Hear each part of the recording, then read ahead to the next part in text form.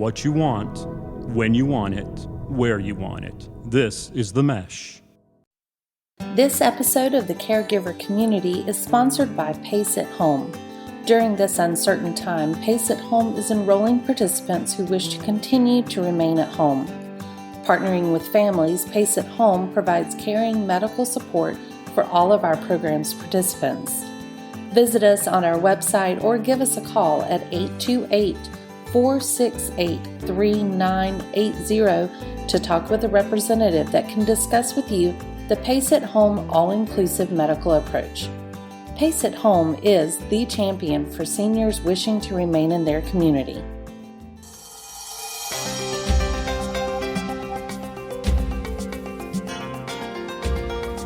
Welcome to the Caregiver Community. This is a place where we talk about the joys and the challenges of caring for our aging parents, as well as caring for ourselves. I am Frances Hall, founder and executive director of ACAP, Adult Children of Aging Parents. In this podcast, we're talking about the long process of grieving a parent with dementia. Our interviewee is Reverend Dr. Susan Roddey. Dr. Roddey is the Director of Spiritual Life and Chaplain at Abernathy Laurels, an every-age continuing care retirement community in Newton, North Carolina. She is also a pastoral counselor with extensive training and experience in grief counseling. At Abernathy Laurels, she provides emotional support and spiritual support to residents with dementia and their families, and co-facilitates an Alzheimer's Association caregiver support group. Just to be completely transparent, Every Age is ACAP Community's corporate sustaining partner. Susan, we are delighted to have you with us today to talk about such an important topic. How are you? I'm doing well. Thank you. Good. Okay. I want us to have as much time as possible because I know that the journey of caring for someone who has dementia is extremely difficult, and particularly as we've said, that long process of grieving. Talk about for a moment what is unique about the process of grief for adult children of parents with dementia, or anybody who has a loved one with dementia. What is that grief process like? Well, it's elongated. And as I was thinking about this, I was thinking about the difference between when my father died and my father-in-law died. My father died several years ago. He had been having some difficulties, and he was then hospitalized for a month. And that was a very painful month for us. But he did not have a long illness. And so when he died, we grieved and we went through and continue to go through, especially my mother, the different cycles of grief. But we had not gone through the process like we had with my father-in-law, who died of Alzheimer's. And with being the child of somebody with Alzheimer's, it is a process that goes through stages as the person declines and goes through different stages of the illness. And from the beginning, it is a gradual loss that at times accelerates. And with each stage a person goes through, you feel a deepening level of loss. And one of the things that I think is unique to somebody who has Alzheimer's or dementia related illness is that unlike somebody who may have a long-term chronic illness, they get to a point, most do, not all, where they don't recognize you anymore. And where when you come, they may mistake you for someone else or just have no idea who you are. And as a child, that can be very painful. As a spouse, it can be painful. But there is a grief that comes with that I don't believe you experience with grieving the loss of somebody in other ways. And so it's a process, and I think in the process of grief, you go through cycles of grief. Um, and there's of course always discussion about different stages of grief, and I think people do experience stages of grief with this loss as they do with others, but the stages aren't all always sequential, and they cycle back on each other. And so oftentimes you'll hear someone say, I thought I had finally grieved this, but I find that I'm going through it all over again.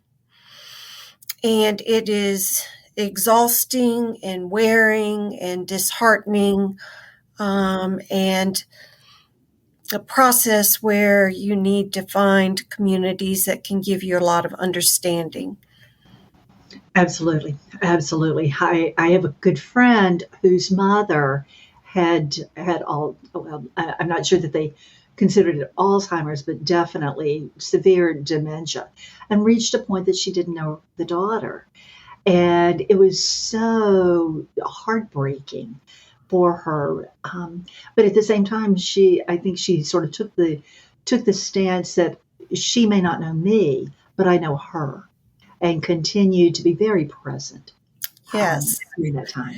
Well, and I think that when we look down the road and know that our parents will die someday, we don't, unless we've had another close family relative that perhaps is genetically related, we don't think about the process that you go through with somebody with dementia and Alzheimer's. And we don't think that our parent, who was with us from our very moment of birth, hopefully, won't recognize us someday. That just seems so, you just don't think about that happening.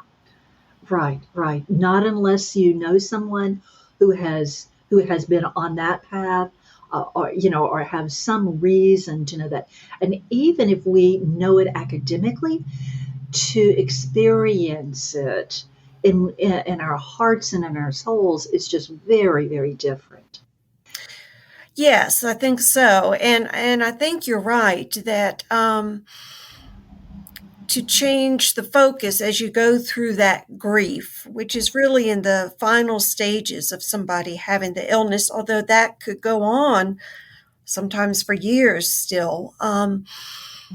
But to refocus on how you know that person is a very helpful way to do it. And to know that even though they forget you, your presence with them is still quite meaningful. Right, right, right. Okay, so this is a really good segue. What are the different ways that people respond to the ongoing losses that come with the disease? You've talked about that it's like it's a progression. It's a continual shifting and changing and circling back. So how do people do this? Well, I think, again, you can look at certain stages of grieving that we look at with anybody who's grieving.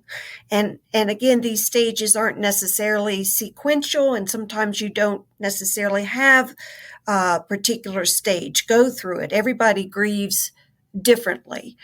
But I do think that one of the difficulties that people face when the diagnosis has been made, when the person is first experiencing symptoms, is acknowledging the reality of that. And that and when you acknowledge the reality, the grief comes up. And so we often go into denial to push away the grief. And I don't think that that's an uncommon thing to go through. And the denial can be, you can accept the diagnosis, but still deny the impact it's having on the person. Or you can see the symptoms that the person is beginning to manifest, but minimize those. Often it's said, well, that person is just getting old. Well, we know that Alzheimer's is a disease, and dementia are disease processes, and they're not just getting old, but in the beginning with the forgetfulness and things like that, it can seem like that.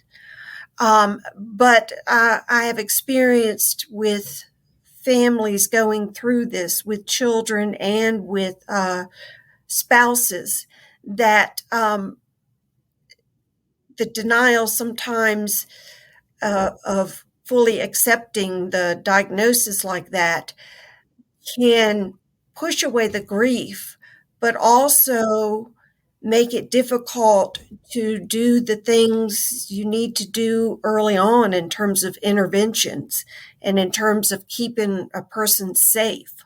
So sometimes people say it's just old age and don't go to a neurologist and get an assessment made. And there are pharmaceutical interventions that it's important to start early for them to be able to prolong the person's ability to continue to function well and so forth. And so when you sort of minimize symptoms that you're beginning to see, then you often don't get the help you need. Or I've seen it in cases where people are in denial and don't put safeguards into place, don't put alarms on doors, for example, if the person is a wanderer, and don't take certain precautions, like putting a tracker on someone and finding different ways of doing that. And so that's denial is not at all an unusual part of grief. And it's a way that we cope with grief and protect ourselves from it. But that can be, in the long run, something that is harmful in some way. I think that people, when they're going through the grief of losing someone to Alzheimer's or dementia, also experience a variety of emotions, and it's confusing because emotions come and go through an experience like that. And some days you're feeling the intensity of the grief, some days you're feeling less so, but you go through emotions like anger, that anger that this person has this diagnosis, anger that oftentimes I see anger at God. What is the purpose of this? Particularly as a person moves more and more into the later stages of Alzheimer's, why doesn't God just take them? Or is this some kind of cruel thing that God does? And so the grief can be compounded by what people may go through spiritually.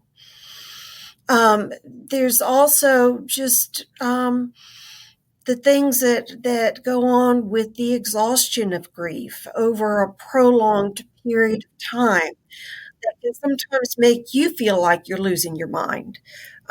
When we get exhausted, we tend to forget things. We tend to not be as organized.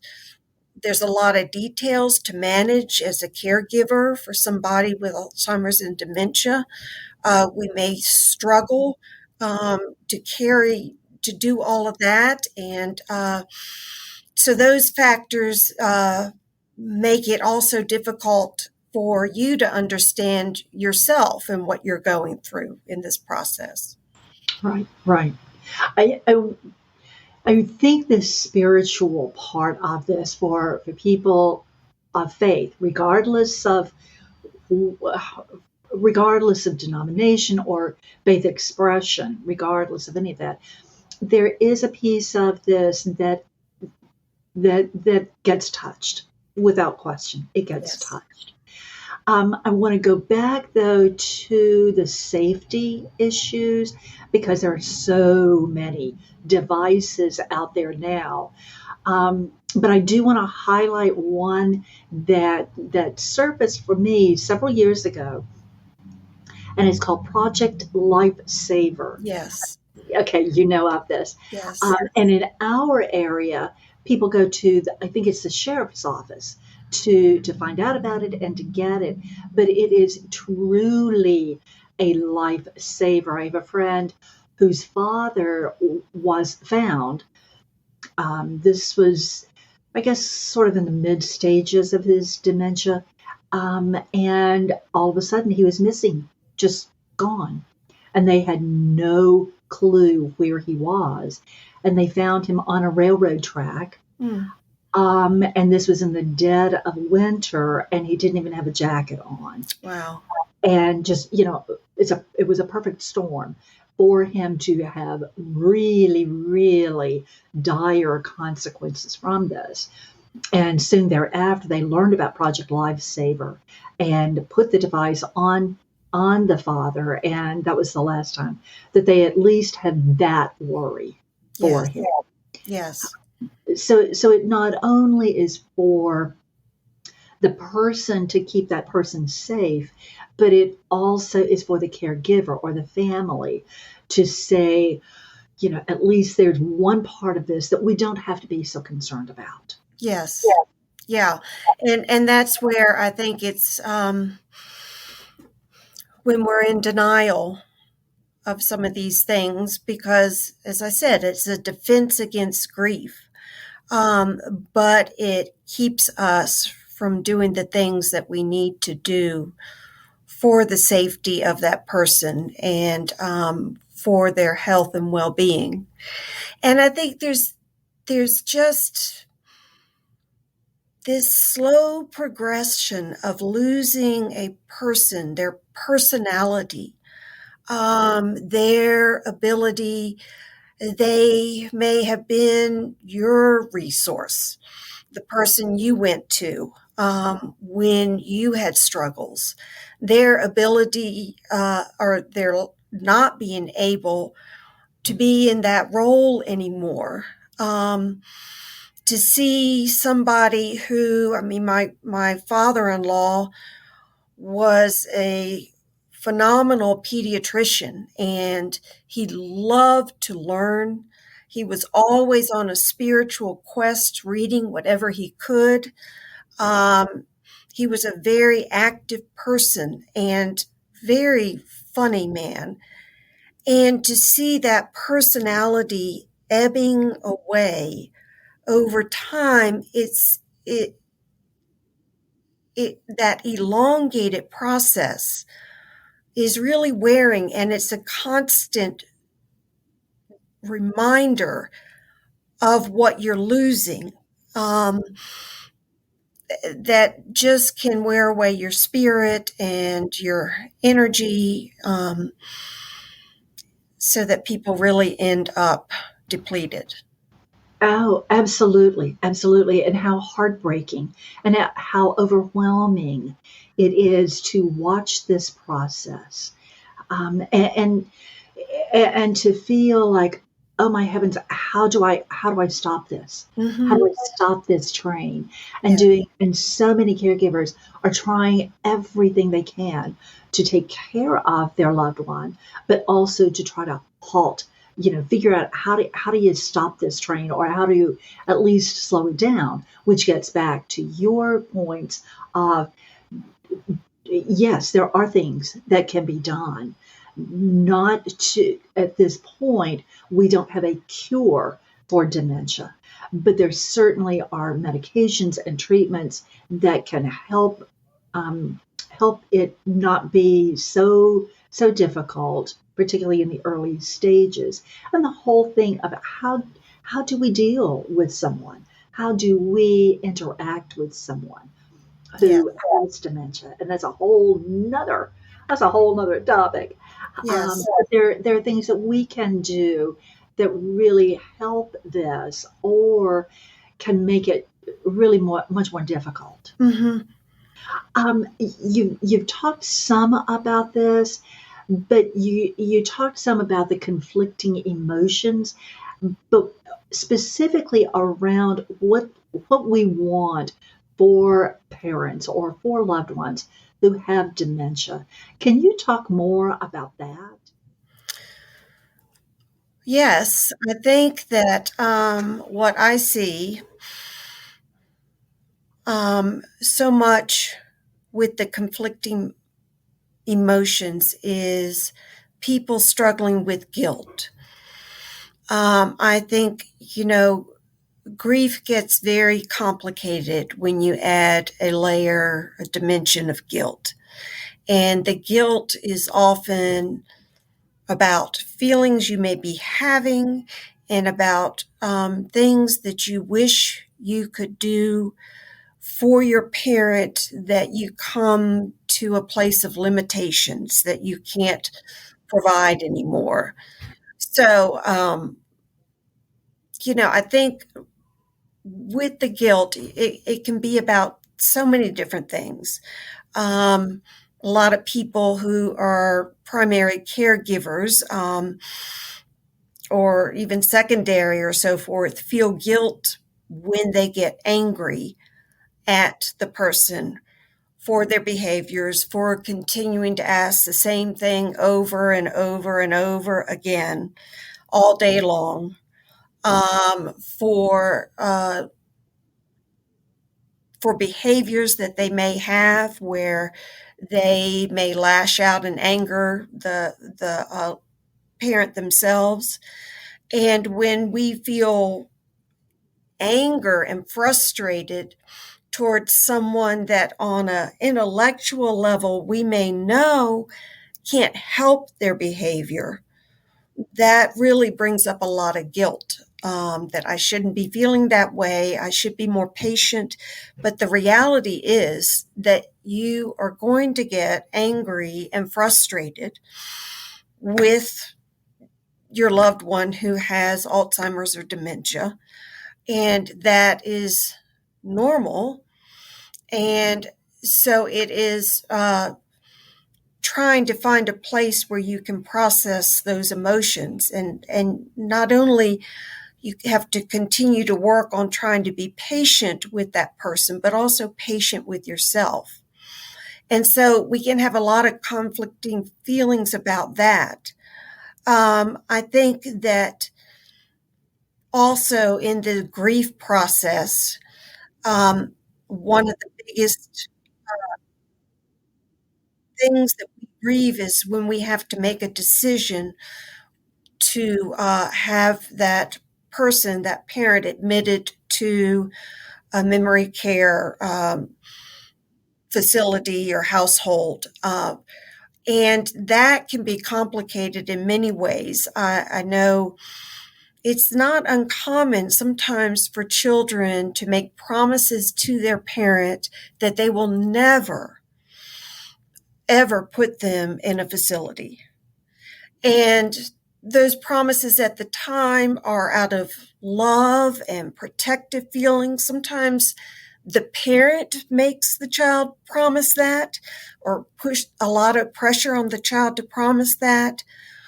But when that happens and you reach the stage with your loved one that physically or emotionally you can no longer care for them, and can't afford 24-hour care for them, then difficult decisions have to be made, and sometimes you break that promise. And with that comes the grief of not being able and feeling like a failing of being able to keep your parent in their home or in your home. And also guilt about breaking a promise. But when you made that promise, you had no idea really what it was like to take this journey, caregiving somebody with Alzheimer's or some form of dementia. And so there are sometimes we have to break promises for the well-being of that person. And so I think grief and guilt all come up when we face our limitations as a caregiver, and realize that this is not going to turn out ideally as you wanted it to or as your parent wanted it to. Right. And I often have said, even with my journey with my mother, that safety, we can't compromise on safety for that loved one. And so often a situation in which a loved one has dementia, that becomes a safety issue for them and sometimes for the caregiver also. Mm-hmm. So yeah, I'm really glad that you talked about that, because it's so difficult for so many people who've said, never, ever, ever will I place my loved one in a community. But there are times that truly is the most loving and certainly the safest thing that can be done for that loved one. Yes. Yeah, yeah. And letting go of that role of being the primary caregiver. You're still very much in a caregiving role when your loved one goes into like a memory care household or something like that.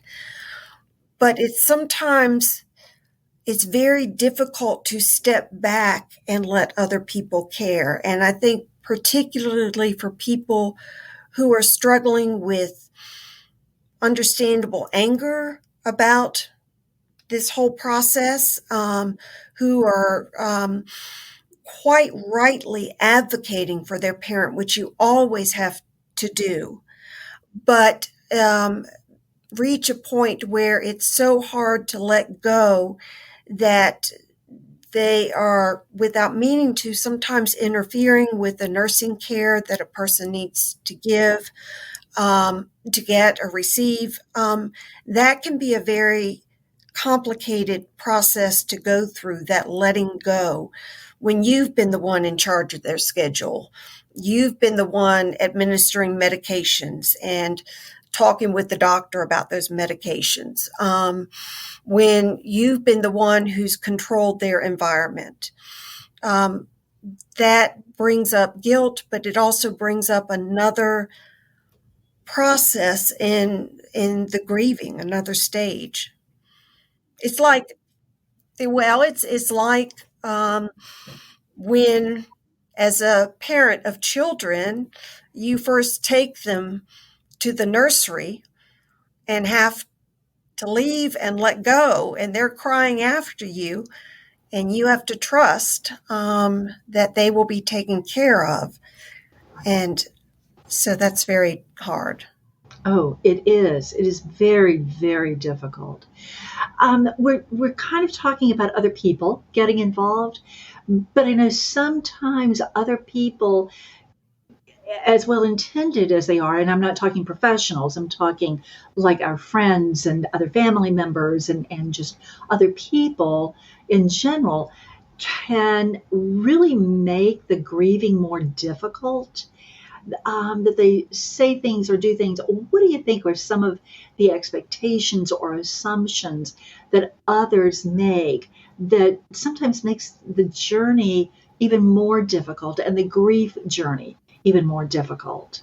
Does that make sense? Well, I think you're right that well-intentioned people, particularly people who've never been through this in some way with family or a close friend, have assumptions and also are trying to make you feel better so that often in the early stages of dementia or Alzheimer's, in the public, you can't tell that that person has that because they are able to put up a facade and are able to compensate in some ways.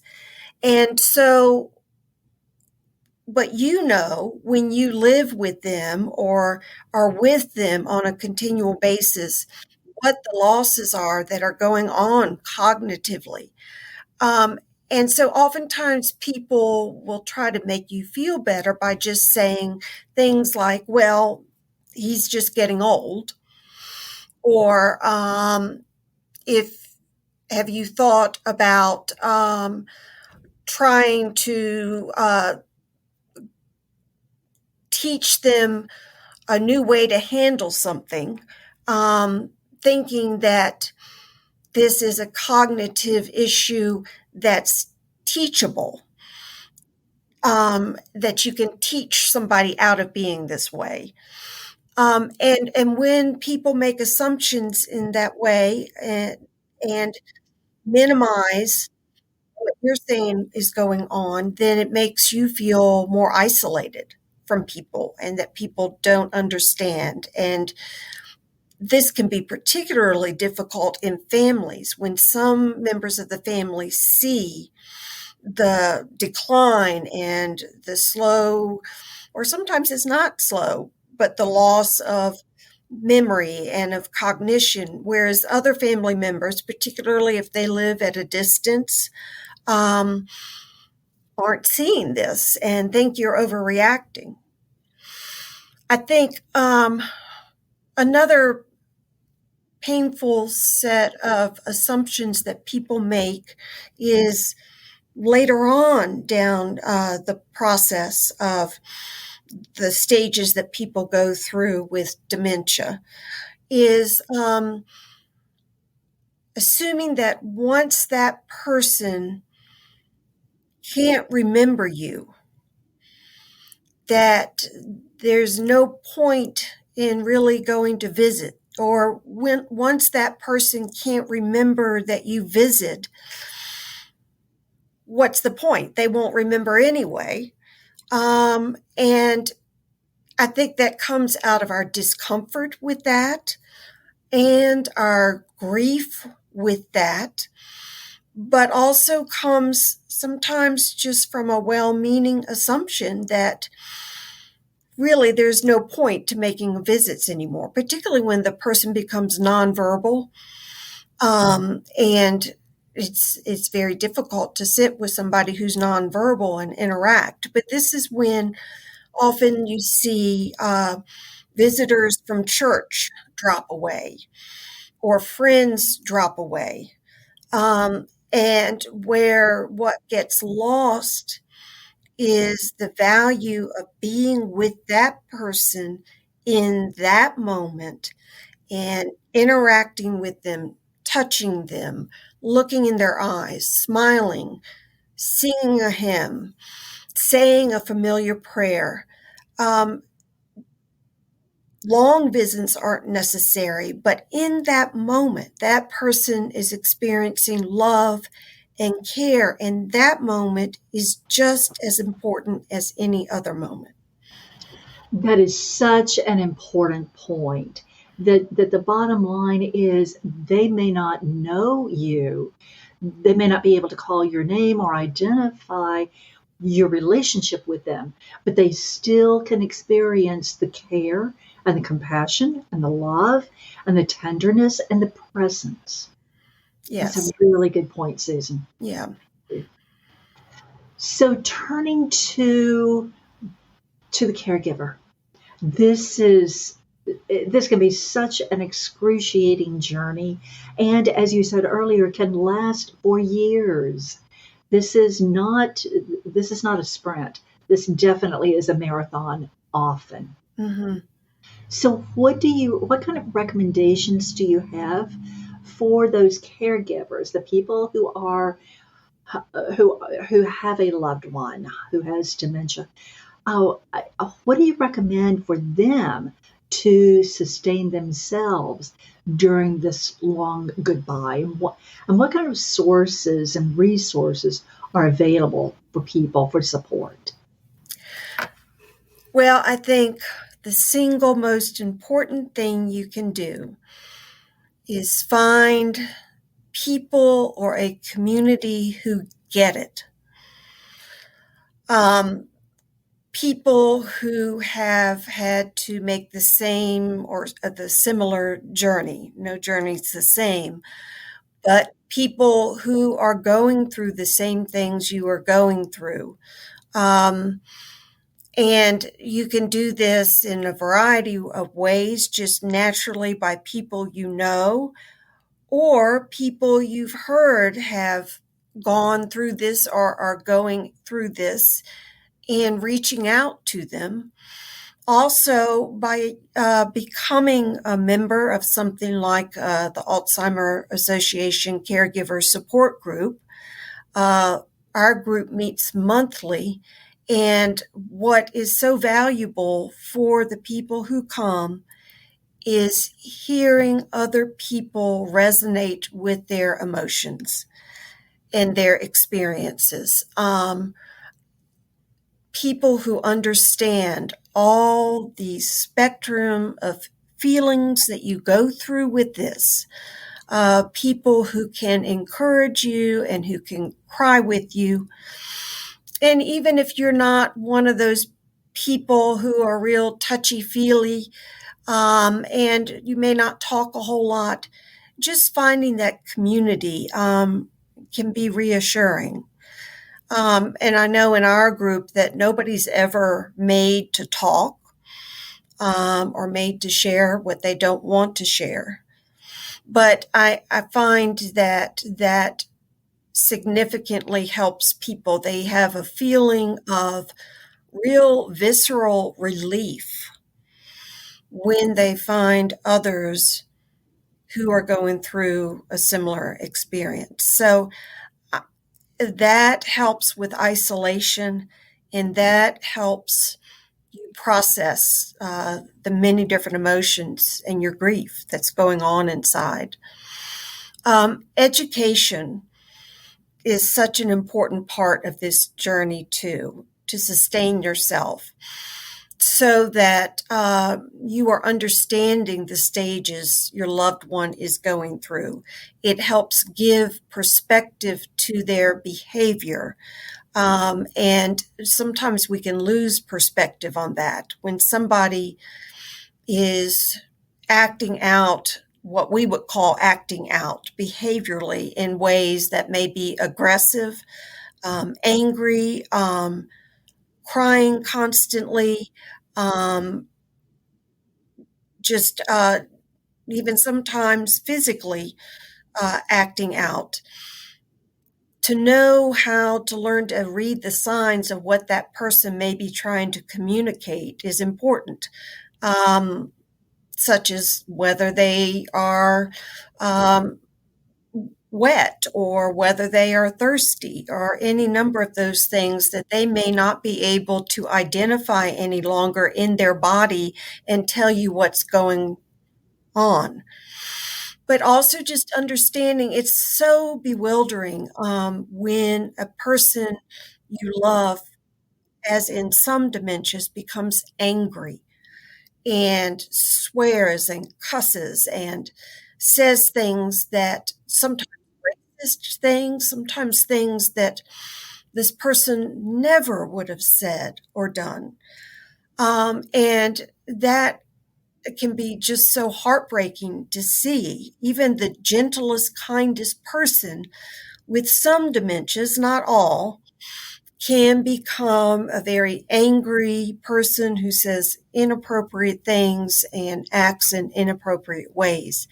And so again, education and the support of a support group help give perspective and help us understand how the disease progresses neurologically, and how this person is also trying to communicate. So that's a very important means of sustaining yourself. And resources that help you with that are adult children of aging parents, an organization like this.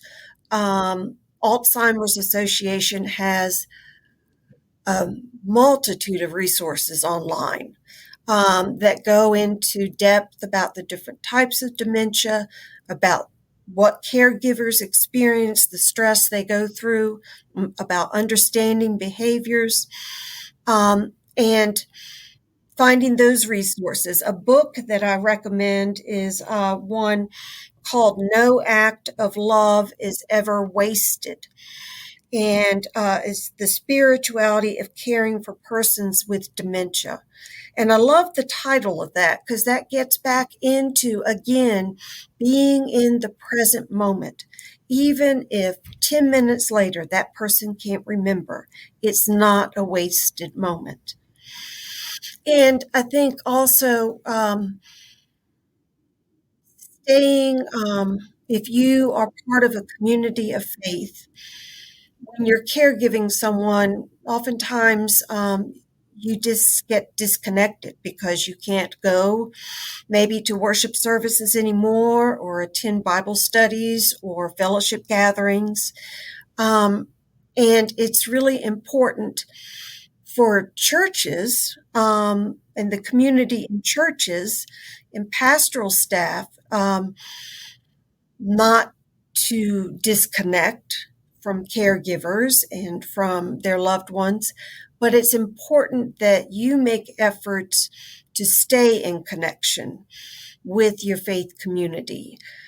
And with this goes along also having to just put self-care at a priority at a time when it's very difficult to find time for self-care.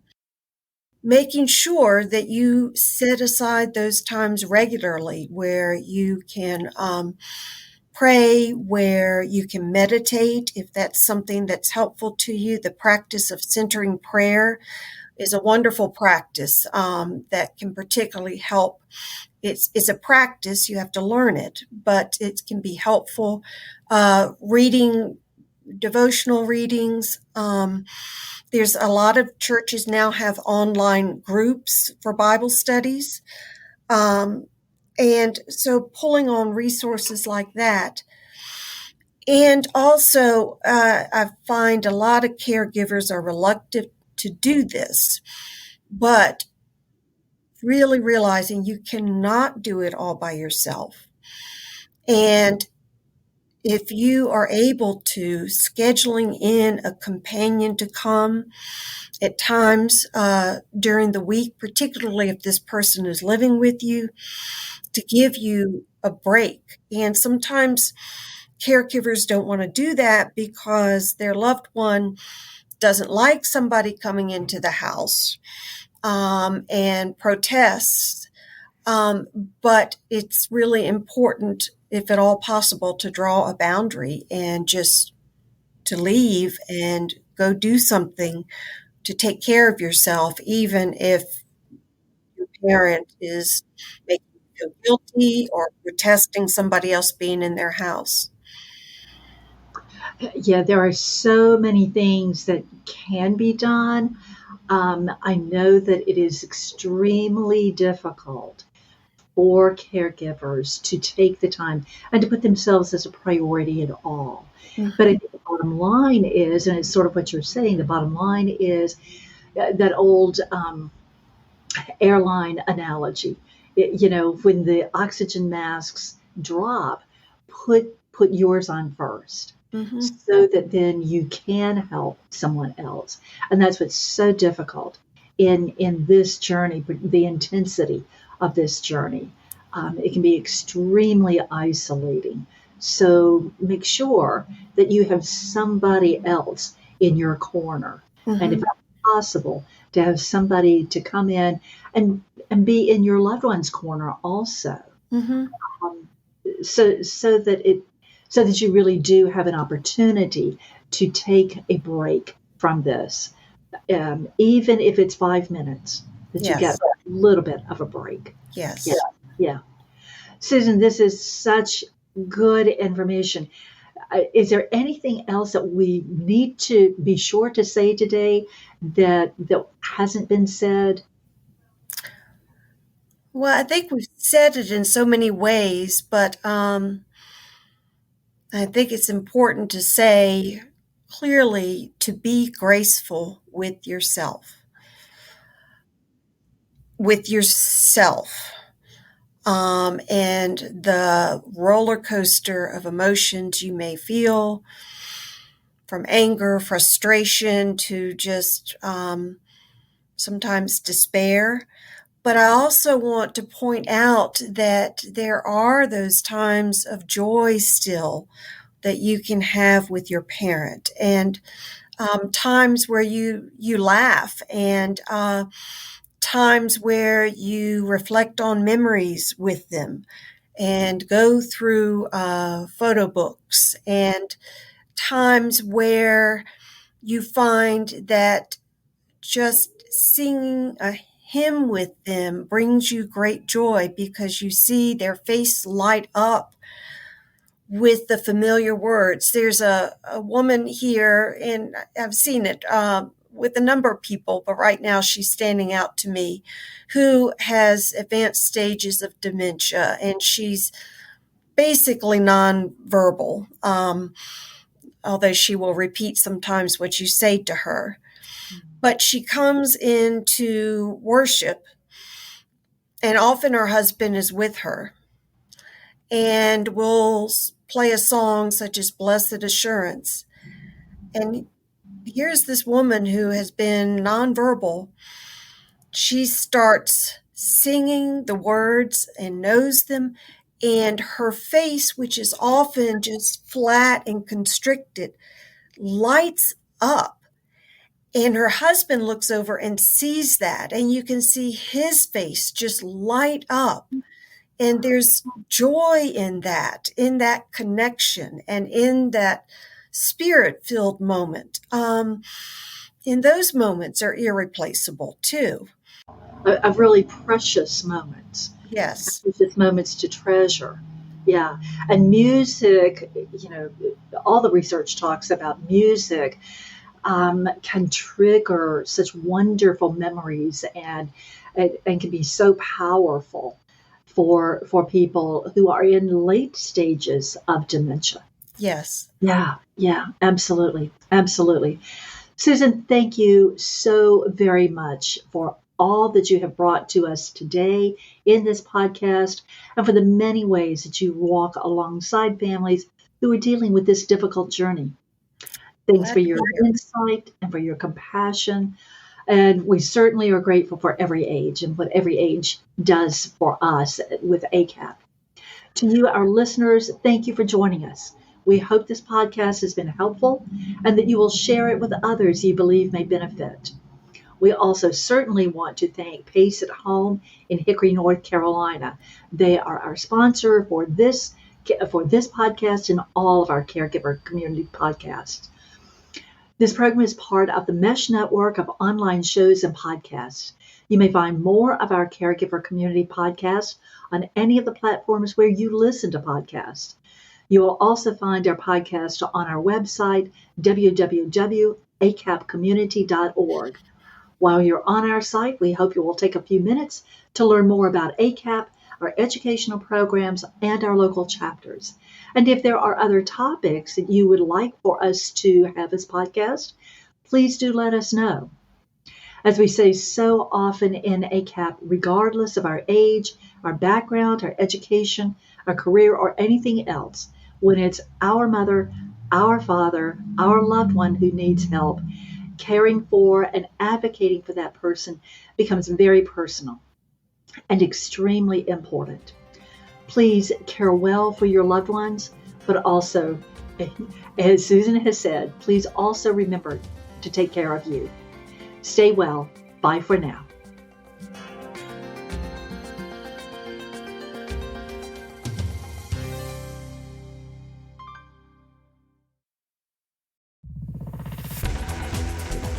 You've been listening to The Mesh, an online media network of shows and programs ranging from business to arts, sports to entertainment, music to community. All programs are available on the website as well as through iTunes and YouTube. Check us out online at themesh.tv. Discover other network shows and give us feedback on what you just heard.